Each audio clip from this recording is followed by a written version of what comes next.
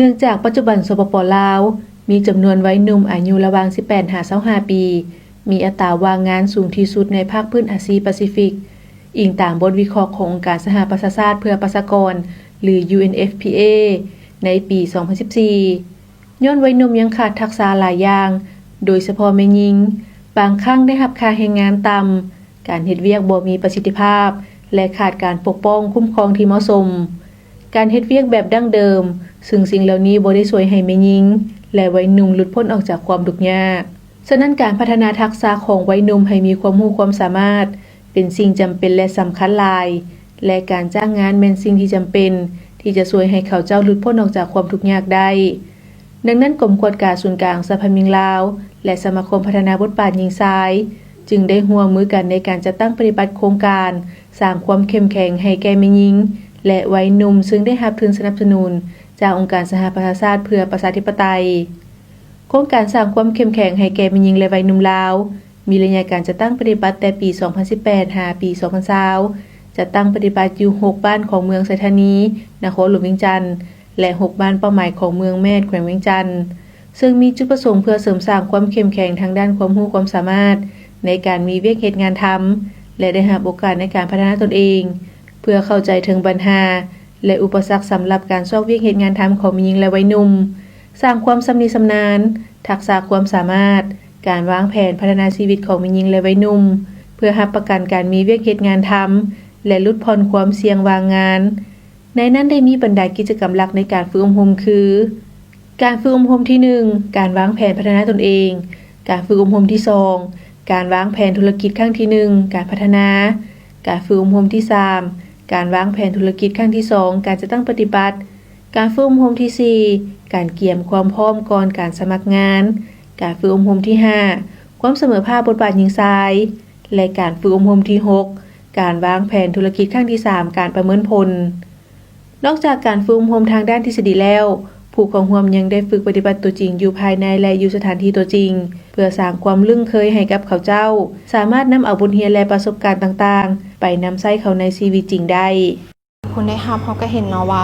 วัยหนุ่มกับเจ้ามีความเข้าใจหลายขึ้นต่อกับเป้าหมายของกับเจ้าเนาะจากการที่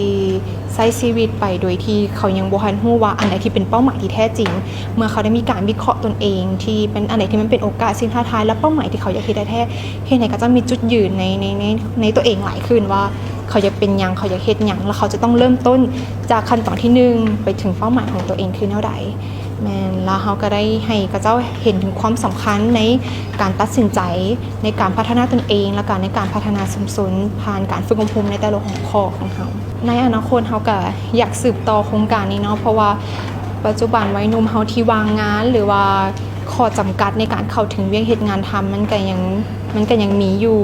ถ้าว่าโครงการเขาได้สืบต่อเขาก็อยากส่งเสริมทักษะความสามารถและก็โอกาสให้วัยหนุ่มได้เข้าถึงเวียกเฮ็ดงานทำแล้วก็มีวิชาชีพมีทักษะความสามารถที่เพิ่มขึ้นคือในปัจจุบันนี้เนาะโลกเฮามันก็ทันสมัยหลายขึ้นการเข้าถึงช่องทางที่จะเป็น YouTube อินเทอร์เน็ตหรือ Facebook อย่างต่างๆถ้าเราสามารถใช้เทคโนโลยีตัวนี้ที่ใหม่ๆนี่ในการที่เราจะถึงเขาจะบ่มีท่าแฮงบ่มีต้นทุนในการไปเรียนเขาเรียนคือหมู่แต่เขาสามารถศึกษาจากช่องทางออนไลน์ตัวนี้ในการที่จะศึกษาเรียนรู้เพิ่มเติมแล้วก็บ่ต้องหยุดพัฒนาตนเองอันใดที่เขาเห็นว่าให้เบิ่งว่าเป้าหมายของตัวเองเป็นหยังและอันไหนที่มันเป็นโอกาสที่มันจะผลักดันเขาไปและอันไหนที่มันเป็นอุปสรรคนั้นเขาจะต้องข้ามผ่านกับมันนั่นใดก็คืออยากให้วัยหนุ่มรู้จักตัวเองหลายขึ้นเข้าใจตัวเองหลายขึ้นได้เรียนรู้การปฏิบัติคือสร้างข้อคิดไว้แผนชีวิตเนาะมันเปิดโอกาสคนที่ด้อยโอกาสคือบ่ฮู้บ่ได้เรียนหนังสือพวกคนห่างไกลซอกลีกเนาะแต่ผู้ที่ว่าได้เรียนแล้วบางคนบ่ได้รับโอกาสที่ว่าเฮ็ดเวียกก็ได้มาเฮ็ดอยู่นี่ก็ถือว่าเป็นการดีก็มีแต่อยากให้ทางโครงการเพิ่นเฮ็ดพัฒนาไปเรื่อยๆน้องก็ได้เรียนรู้สิ่งใหม่ๆได้เรียนรู้กับครูอาจารย์ที่ไปฝึกอบรมเน้นหนักก็คือการวางแผนธุรกิจขนาดน้อยคือได้เรียนรู้มาเนาะการเลี้ยงปลาปกติกับเป็นคนที่เคยเลี้ยงมาแล้วแต่ว่าเลี้ยงกินภายในครอบครัวแบบบ่ได้เสียเงินไปซื้อหม้องอื่นมากินอีกแล้วก็บัดนี้แล้วก็แบบได้มาฝึกอบรมกับโครงการนี้ก็ แบบได้เฮ็ดเป็นธุรกิจเลยแล้วก็แต่ก่อนหันเลี้ยงแบบวิธีธรรมศาสตร์บ่ปล่อยตามหนองป่าอีหยังแล้วก็ได้มาเรียนกับโครงการเพิ่นก็ได้มอบเครื่องแบบเป็นอุปกรณ์เป็นสายไฟให้ดอกไฟแล้วก็เป็นหัวอาหารอีหยังแบบนำมาเกลือแล้วก็เฮ็ดให้ป่าหันใหญ่ไวแล้วก็ได้ขายไวแล้วก็อยากให้นำโครงการดีๆแบบนี้เข้ามาช่วยวัยหนุ่มเพื่อพัฒนาสร้างสรรค์ให้เมืองแมดก็เป็นเมืองที่เจริญก้าวหน้าขึ้นอีกต่อไป สำหรับโครงการนี้ถือว่ามีผลดีหลายเนาะต่อวัยหนุ่มที่ว่างงานอยู่โคเขตเมืองแมทของพวกเราทางโครงการได้แนะนำความรู้ใหม่ๆมาทอดถอนให้พวกน้องเนาะที่สามารถวางแผนธุรกิจของตัวเองให้สำเร็จตามที่มีความฝันอยากเห็นเริ่มต้น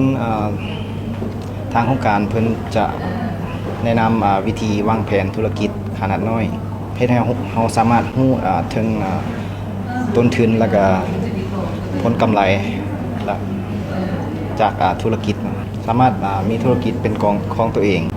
และให้มีรายรับเพิ่มขึ้นและชีวิตการเป็นอยู่ถือว่าดีขึ้นก่อนอื่นก็ขอบใจทางโครงการเนาะที่ได้ยื่นมือเข้ามาช่วยแล้วก็